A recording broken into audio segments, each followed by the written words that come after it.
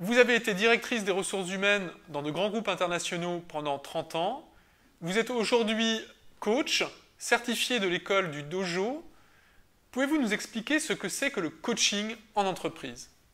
Le coaching en entreprise, c'est un outil puissant, vraiment. Ça permet d'accompagner le changement, d'accepter le changement, d'être bien dans le changement, d'être mieux dans l'entreprise. À la fois pour chaque salarié, pour chaque membre, mais aussi donc pour les dirigeants, pour les managers. Vraiment, c'est un outil fabuleux pour moi qui permet d'avancer, mais sans effort. C'est juste une prise de conscience de comment on se comporte en entreprise, quelles sont les attentes, de répondre à nos besoins. D'accord. Et alors, comment ça se passe concrètement, un coaching en entreprise? Il y a 3 étapes. Une première étape, la rencontre, quel est le besoin? Donc on va aller regarder ça, s'écouter, s'entendre, et puis donc statuer comment on va faire. Deuxième étape, c'est rencontrer effectivement le salarié ou le groupe, parce que ça peut être aussi du coaching d'équipe, donc ça peut être un coaching de comité de direction. Et puis le troisième, c'est le suivi. La troisième étape, pardon.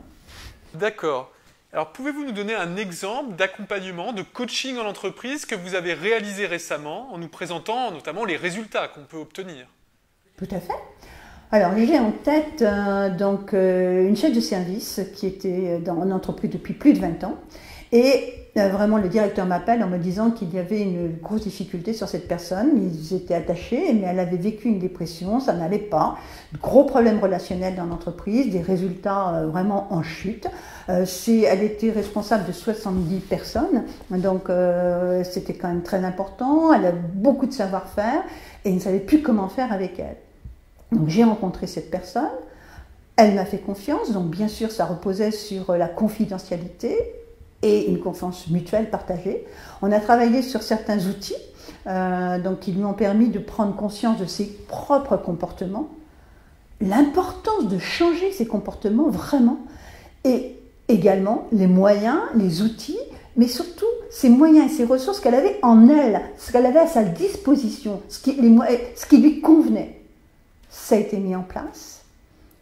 Et puis, tout s'est bien passé. Résultat, son chef de service direct m'a appelé en me disant « mais je ne la reconnais plus ». Le directeur m'a dit « mais c'est super, que lui avez-vous fait ?» Donc j'ai rien fait du tout. C'est elle qui a pris conscience de ça. Et puis, ça va faire maintenant 6 mois. Tout se passe très bien parce qu'effectivement, il y a un suivi. Donc, nous avons refait un point et elle est la plus heureuse. Et je dois avouer aussi qu'il y avait un travail personnel aussi qu'elle a fait dans son domaine de vie personnelle.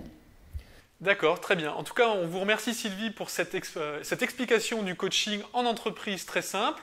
On vous invite, si vous avez besoin d'un coach, si vous avez envie d'accompagner l'un de vos collaborateurs sur ces dimensions, à contacter le centre orientation le plus proche de chez vous. Un consultant viendra vous rencontrer dans votre entreprise, écouter votre besoin et vous proposer un accompagnement.